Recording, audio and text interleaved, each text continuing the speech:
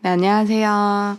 2022학년도 2학기 기말고사 분석을 한번 해보겠습니다. 대원육 학생들 너무 수고 많으셨고요. 어떻게 시험이 나왔는지 한번 보고 그거에 대한 총평을 한 다음에 다음 시험은 어떻게 준비하는 것이 좋을지 그에 대한 조언을 한번 전달해 드리도록 하겠습니다. 총평. 일단 첫 번째로 엄청나게 부담스러운 시험범위였죠. 보통 이제 다른 학교는 고전 문법이 들어간다는 전제하에 문학이 한 3개, 4개 정도가 들어가는데 우리는 일단 현대국어에서 문장론 들어갔죠. 그리고 고전 문법에서 보통 다른 학교가 중세국어만 혹은 근대국어까지만 들어가는 것과는 다르게 고대, 중세, 근대 전체 다 전범이었죠. 그리고 문학에서도 허생전 소설 하나 나왔고 동동이라는 고려가요까지 더해졌죠. 비문학은 구단원, 논설문인과 이제 토론에다 더해서 모의고사, 이제 독과점 형태에 대한 주제를 가진 비문학까지 정말 많았습니다. 거의 다른 학교 1.5배 이상의 시험범위여서 사실 준비를 하는 데만 시간이 엄청 오래 걸렸을 거예요. 그래서 한 바퀴 돌리는데 범위가 굉장히 많았을 것으로 예상이 되고요. 그리고 그에 비해서 이제 문제가 단순한 개념 하나하나를 묻는 게 아니라 여러 가지 개념을 묶어서 묻는 종합 문제가 많이 나왔습니다. 근데 그럴 수밖에 없는 게 이렇게 범위가 다른데 그 단원별 혹은 작품별로 문제를 낸다면 문제의 수가 뭐 2, 30개로 끝날 수가 없어요. 그래서 학교에서도 이제 문장으로 한 4문제를 냈는데 그것 전체 안긴 문장, 안한 문장, 이어진 문장을 그냥 합쳐서 내는 문제. 그래서 고전 문법도 비교 문제 정도. 이렇게 종합적인 문제를 많이 물어봤기 때문에요. 부담되는 시험 범위의 여러 가지를 생각해야 하는 그런 학습 태도가 필요했습니다. 일단 파트별로 한번 볼게요. 비문학 파트 한번 볼까요? 평이했죠? 네.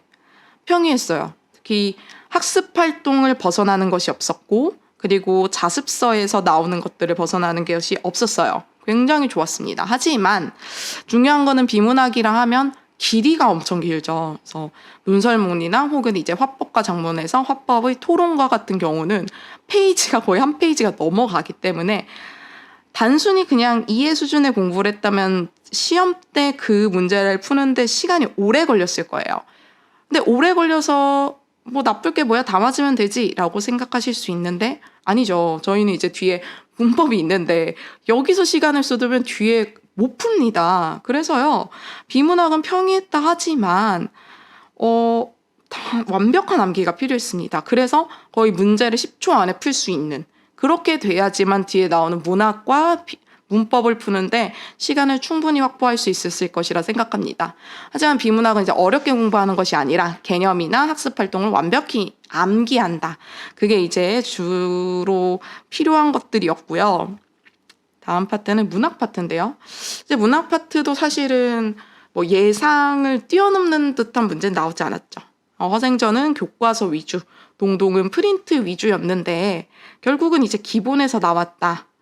하지만 이제 이 기본적인 거를 암기하지 않았으면 허생전에서 이제 하나 정도 좀 틀릴 만한 문제가 있었는데요. 그거 역시 교과서를 열심히 본 학생들이나 이제 허생전도 학교에서 프린트를 줬죠. 이제 그거를 본 학생들은 할만했을 것이다. 결국 기본에서 나왔다. 결국 지금까지 비문학이나 문학 같은 경우에는 기본을 벗어나지 않았다. 하지만 이거는 어디까지나 암기를 전제한 말씀입니다. 그래서 이거는 암기를 하지 않았으면 시간 때문에 뒤에를 못 풀었을 거예요. 그래서 우리 학생들은 암기를 이제 했기 때문에 이 부분에서 많이 어렵진 않았을 것이라 예상됩니다.